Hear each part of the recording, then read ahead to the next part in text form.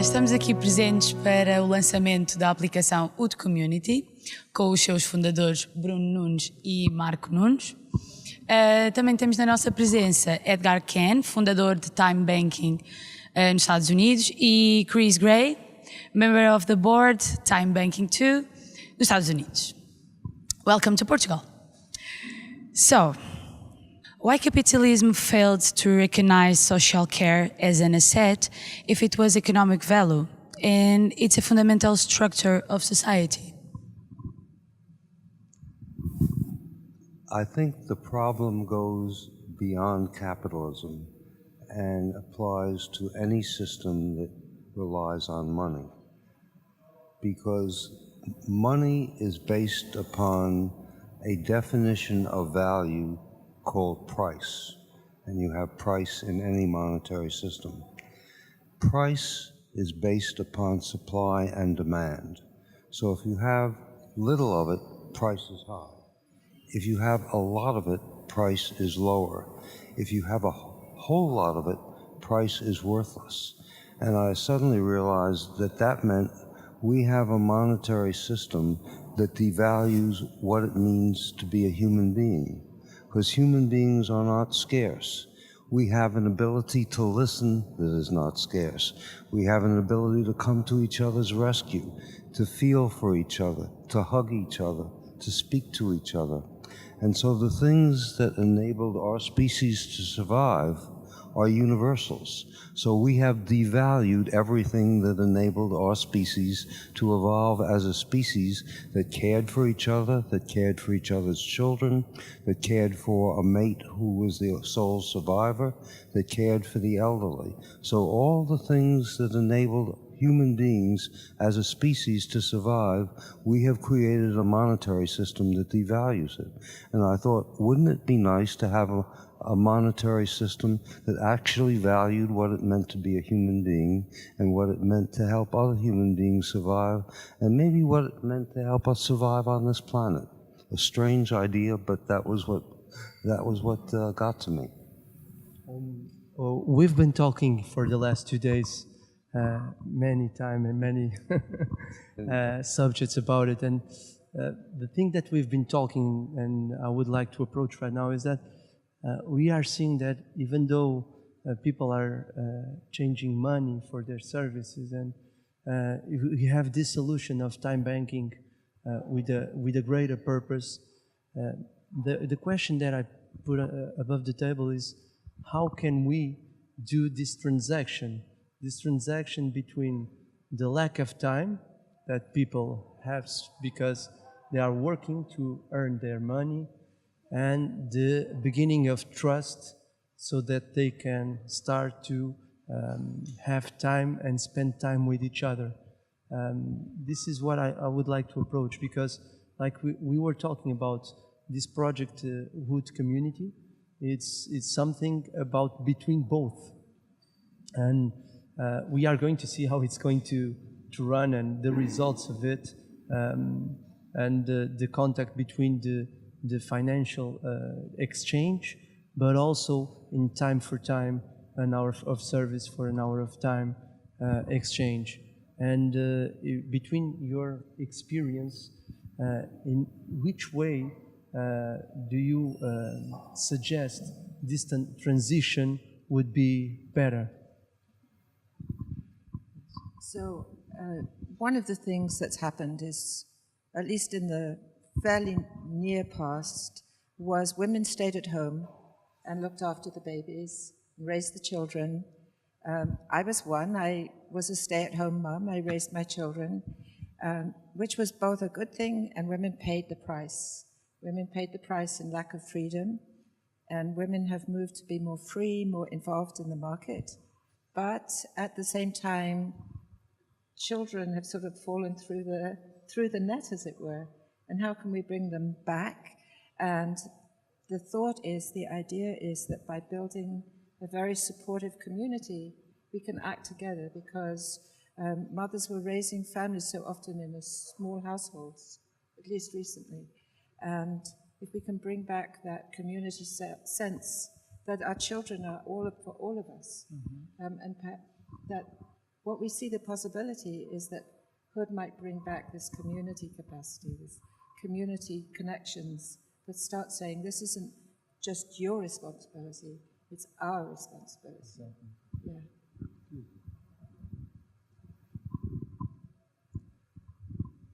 I think also as women entered the job market, frankly competing with men, but radically reducing the amount of time that they spent at home, that we saw the creation of many public service programs, nonprofit organizations that delivered services that were a substitute for what home and family and neighborhood had done.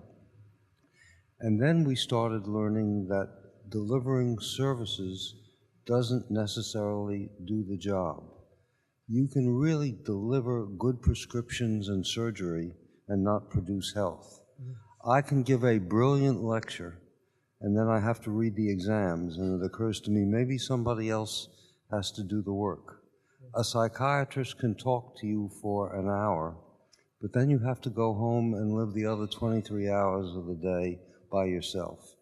And so the whole question of services began to be, what about the other work that has to be done? How do we value it? How do we nurture it? And how do we sustain it? And time banking is a way of turning people who are the consumers of services into co-producers and co-workers and helpers to produce the outcome. So that if my students help each other, if patients help each other, if seniors help each other deal with their problems, if seniors help working moms raise their children, then you get a radically different impact. But services themselves, one, there's never enough money for all of them, and second, they don't do the job if the person receiving them doesn't find some way to pay it forward. And time banking creates a vehicle to pay it forward. And also, I think to complement also, and that brings more value to the proximity of people, because like you were saying, service can be requested for 30 kilometers around, but this new way, this different way, it's the next door person, the next door, the neighbor problem will be my problem also. And it also stimulates the proximity and the sense of community in my own neighborhood, in my own building, in my own house. And that's the thing that you both maybe with your experience could told us about, and how could you see the time banking exchanges there is nearby or far from each other's peers? Chris can tell you about one experiment in Fumi and where we saw that, but the research is also showing that in a world where people are watching their screens, isolation is growing, and the sense of isolation is growing, and human beings actually have to interact with each other on more than screens in order to really connect. Okay. So how can we economically revalulate social care in a meaningful manner? Okay, all right. So one thing about time banking is that it is a currency and it's about exchanges, but it's a different kind of currency that from the start has also generated conversations, different kinds of conversations than you get when you've got money, because we all know money. We all know the institutions in which money is working. We're brought into that. There's a lot of social structure. When you start a different currency, it's like everything is a little bit new. It's like you took a lens and you switched it like a few degrees and everything looks a little bit different. So it's an opportunity to talk, it's an opportunity to share, it's an opportunity to reflect on what's valuable. And we have 5 core values with time banking, and those are very, very central. We promote those 5 values wherever we can, that everyone has something to offer, that home, family, neighborhood, and community are really important and valuable, that giving is better when the person who receives can also give. That giving is better when people can give as well. That we're better together, and that every single person deserves respect. So putting those core values into practice is as much a part of time banking as just making exchanges. The exchanges are really important, but that piece of it, the core values, that's really important as well. So.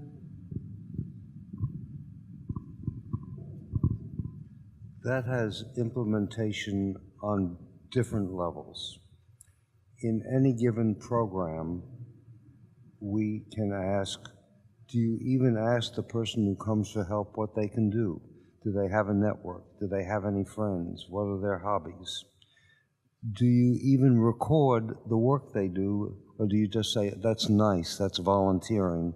And do you link their participation and their contribution to any kind of rewards, like can they come to a party, can they come to an event, can they receive a Metro pass?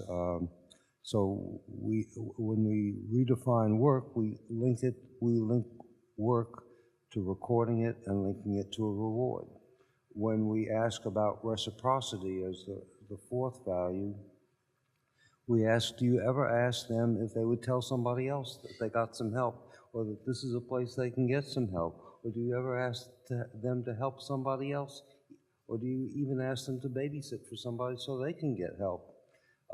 When we ask about community, are you so fixated on the right of privacy of people who receive services that you don't tell them, hey, do you know there's a potluck this evening of all the other people who receive services? We're not going to tell you who they are because we have to respect their privacy, but you can go and tell them anything you want to about yourself because you have a right to do that. And finally, with respect, we say something outrageous. We say, would you tell us whether what we're doing works? Would you tell us if it doesn't work? Will you give us bad news about so we can correct what we're doing? Yes. So we talk about that as values. And what that means is we're not just looking at a program, like you see a program on a screen, on a computer screen. We're talking about the operating system. We're talking about how you build that into the way in which you do everything. Now, there are ways in which systems are doing that. There are schools that actually require community service. They tell me when they train doctors, they don't just give them anatomy lessons, they actually have them work with human beings and patients under supervision. I believe that when government issues programs, it might ask for in-kind match in citizen participation hours to the communities that they fund to deliver these services. So there would be ways to build that into how we go about helping and how we go about fixing social problems. So time banking promotes an alternative medium of exchange. Could you please explore how that changes the social dynamics of a neighborhood or a community? I'd like to take this first. Edgar has written about this in his book, No More Throwaway People, but we were talking about it last night, and Marco, your question really got me thinking about this a lot. And we talked about last night about how the idea of economics used to, in the Greek time, apply to the household, and how now it means everything outside the household, how much that has changed. And I found myself thinking in olden days, going back to the Greeks, war and family and spirituality, they were all encompassed together. And how over time, those things have kind of separated out as money has played a different kind of role, as we've had the Industrial Revolution and markets and capitalism.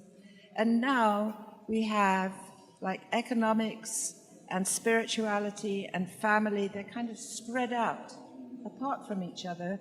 And there's a kind of hole in the middle, which is a sort of empty hole, and people feel lonely because there's that empty space in the middle where they don't connect. And that time banking was a way to say, look, if we just value our time equally, if we say your time is equal to my time, we can exchange our time together, that maybe we'll begin to start filling that hole again and making ourselves feel more complete because we're reconnecting in a different kind of way. You've asked how changing a medium of exchange can change the dynamics and the outcomes. And I'll take an example from a different medium of exchange called academic credits and grades. All of us have been in school, we've taken classes, and we get grades. If they change the grading system from pass-fail to 4.0, a decimal system, or ABCD, an alphabet system, you get a competitive dynamic that you did not get with pass-fail, where the real achievement is to do the job and to accomplish it and to achieve a level of competence. But if it's 4.0, you've got to get 1/100% more than the next person, which means you've got to push them down in order for you to get better. And you don't want anybody looking smarter than you. So you're dealing, when you're a teacher, trying to create learning, you're dealing with a dynamic where students don't help each other, whereas they will help each other if it's pass-fail because everybody wants to succeed.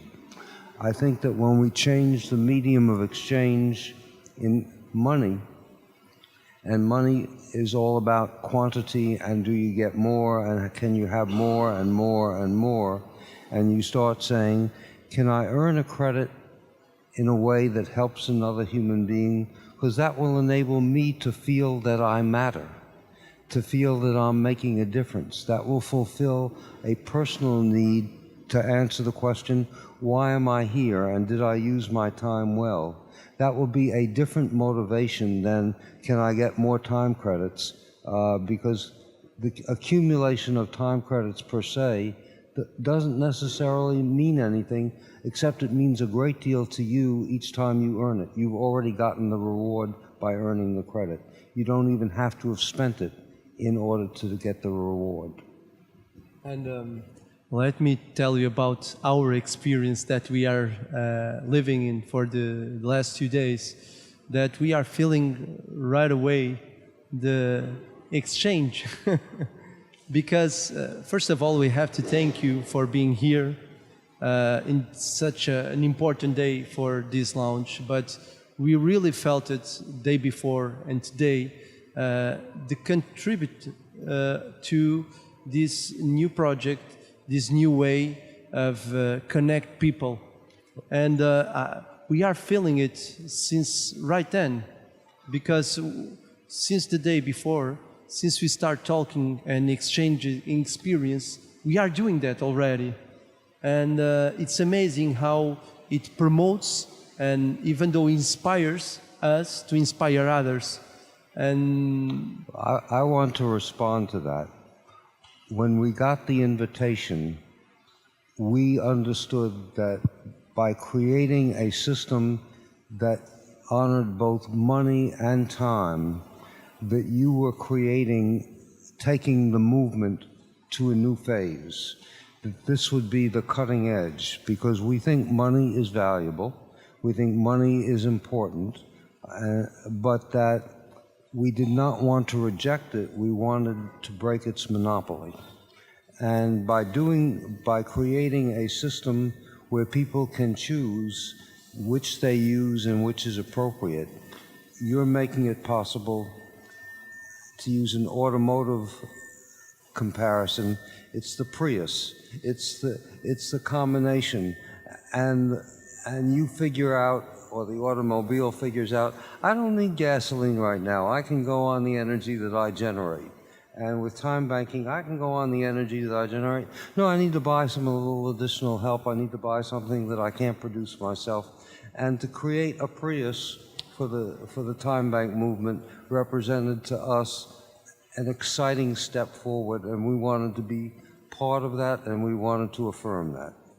good. Thank you, Edgar. So I think a really big question is and it has yet to be seen, is how people come to this. Whether there needs to be discussion or whether people just kind of figure this out for themselves, just like you said. It's like, oh, I can use time instead of money, or whether it's time instead of money. It'll be really interesting to see. But most of all, we are also focused on the neighborhood, on the proximity level, which that nowadays we don't have time, and we doesn't even have time to know the person that lives downstairs. And that person could help us, and we could be helped by them, maybe in other moments of our life. And that opportunity is not being generated before. And we hope truly that this tool, this platform, can help to unlock all of this knowledge and also all of these connections, like we were talking before, and promoting this social and community relationship. I would like you to take on some specific issues in building community. There are newcomers coming into your community from different countries and from other parts of and it's hard for them to get to know their neighbors. Sometimes it takes years before they're really accepted as part of the community. But if they get involved in a time bank, that will, within 2 or 3 transactions, they will be perceived as neighbors. Second, it's hard in some schools for some children to learn how to read. And if older children, 5th graders, could help 3rd graders with the alphabet and with reading, everybody by the time they got into 4th grade would be able to read. And in 5th grade, you would find that the problem learners are in fact some of the best teachers, and that they would get a sense of meaning. Finally, in neighborhoods, there's a rumor that people are getting older. They live alone, their families have moved away, their children have moved away. And so we need to create new kinds of families, new kinds of gatherings, new celebrations, new ways that we can get to know each other, and new ways that those seniors can pass on what they know to others who are not their family. And I think that if you tackle some of those problems and look for the ways in which time credits are being used, you'll see some things both to celebrate and to expand. So, Chris, do you like to add something? I will share something about, we've just written a grant for time banking in Senegal. And it's just been funded, which is very exciting. And what they're going to do in Senegal is they're going to bring young people in from different neighborhoods and train them in the use of different kinds of media, TV, reporting, music, arts, different ways of conveying a message. And then they're going to go back to their communities, and the elders in their communities are going to earn time credits by talking about their traditional lives, their traditional ways in which they used to live, and especially how the women actually, they were doing all the work, but they felt undervalued. So, and the young women are going to tell the stories, and then they're going to come back after 6 months of working to create these artistic products, and they're going to have a big festival in which they all share. And so the time banking will be a big part of making that whole thing work. And then when they have the festival, it'll be a celebration of all that learning, all that the women have done, young women have done, all the ways in which the older women have told their stories. And it's really exciting about this. I think it's like that's sort of revolutionary. So to have time banking make these sorts of things happen is just possibilities, possibilities, possibilities. So we're very excited because, you know, you're opening the door to there's many, many, many possibilities. Thank you. Edgar. Well, I think in some countries it has been the feminist movement that has seen that time banking can be a way not of attacking, but of building and of expanding the pie. So it's not, we want your jobs, we want to create a whole new economy. We want to create a whole new culture, and we want we want people to be able to live and eat and coexist in ways that represent, that are more equal and more affirming the core values of what it means really to be a neighbor, to be a family, to be a citizen. And that we should not take that for granted any more than we take clean air for granted, or something called the ozone layer. We need to rebuild, we need to rethink economics as not about money, but as a fundamental ecology. How do we create an ecology that is sustainable, that sustains life, and that enables our species and other species to survive and to prosper and to be all they can be? In name of Youth Community Project, in name of my name, in name of Marco, we are truly receiving you and try to receive you the best we can in our country, in our city, in Lisbon, and in this lounge also. But we are feeling that you are receiving us, and for us, we could not be more grateful. And of course, to start this journey with such a pleasure, with such a strong knowledge, know-how, how we can transport this to the next level.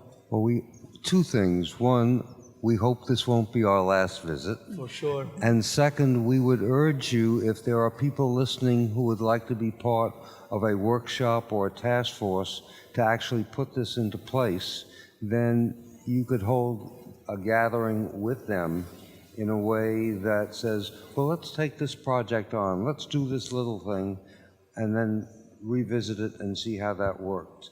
And Chris has been developing a system called Gatherings, which we will share with you, that has materials and steps that enable people to get to know each other in a way that's simple and not scary, and in a way that gets them building really relationships and then dreaming bigger.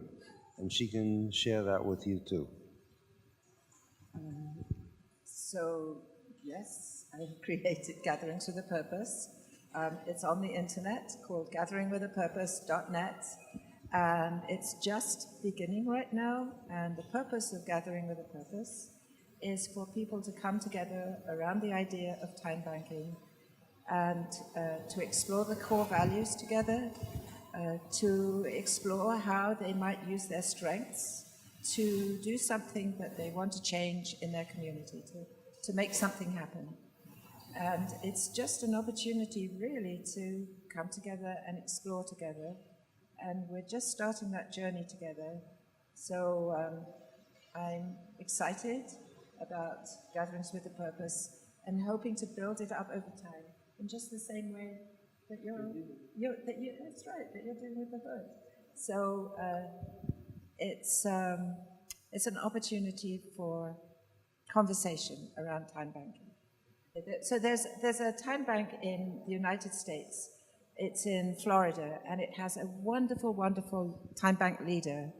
And she says, her name is BJ Andruski, and she says, Chris, if you can't have fun doing time banking, don't do it. So it's fun, and it's been wonderful fun. It's really been fun being with you today and yesterday. We've had such a good time being here. It's been great. Thank you. And I would like also to finish maybe, and then we can develop more. But I would like to finish with a phrase of a great writer in Portugal. That is Fernando Pessoa.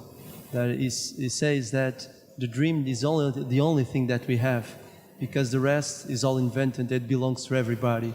So this is our dreaming, and being with you right now and today, it's a dream also. It's already started.